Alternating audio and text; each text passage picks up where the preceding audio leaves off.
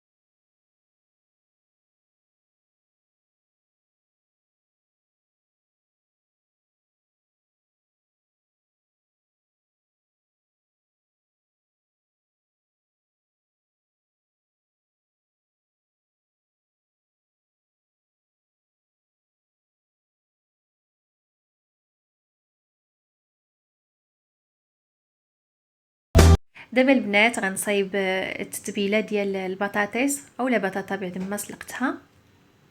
المهم نديروا لها غير نص سلقه، راكم عارفين غتكمل الطياب ديالها ان شاء الله في الفران. هنايا خديت صلادي، درت فيها شويه ديال زيت الزيتون، شويه الملحه، شويه القزبور يابس، وهادو الاعشاب المنسمه، فيها الازير، فيها الزعتر وزعتره، شويه الثومه يابسه، وعندي هنايا البابريكا اولا التحميره، تقريبا قياس معلقه صغيره تكون عامره مزيان.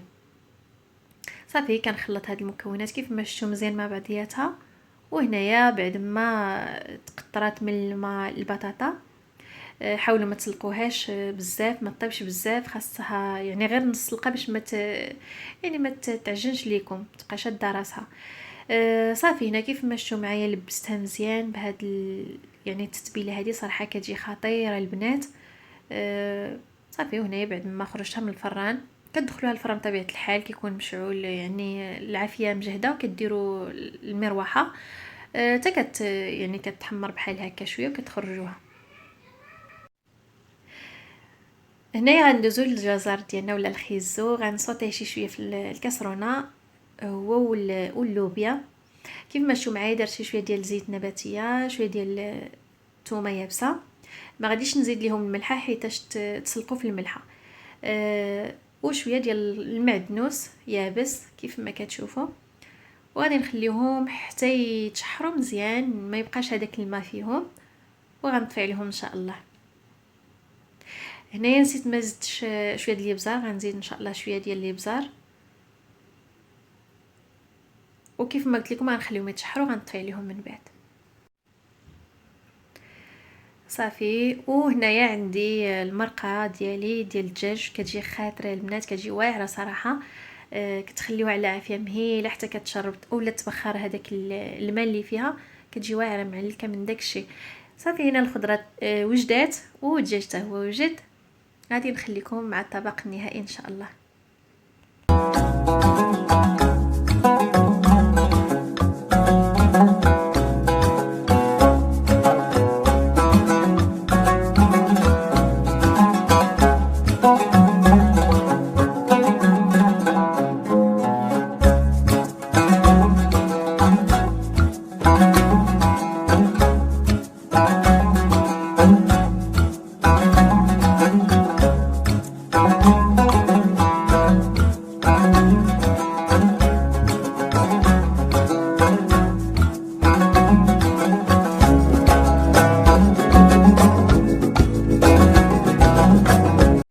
هاد الخبيزات البنات صراحه خطيرين، من داكشي رفيع صراحه، كيجيو واعرين مفشفشين كيف ما كتشوفوا، ماشي معجنين. كتضغطوا عليها وكتولي الخبيزات كيف ما كانوا. صراحه احسن من هذاك الخبز ديال المغرب اللي كيتباع في الحوانت، احسن بكتير والله. جربوه وردوا عليا ان شاء الله التعاليق. المهم راه كاين واحد الفيديو، حطيت فيديو على القناه فيه يعني داكشي بالتفاصيل الا بغيتوا، المقادير، طريقه التحضير، يعني المراحل ديال التحضير ديال هذا الخبز هذا من الازيد.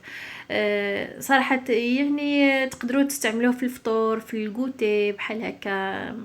المهم نتوما كيف بغيتوا. شوفوا كيفاش كيجي صراحه واعر. وبالنسبه للغديوه ديالنا كتجي على هذا الشكل هذا كيف ما شفتوا معايا، صراحه حتى هي صحيه وكتوجد في واحد الوقت اللي هو قصير بزاف.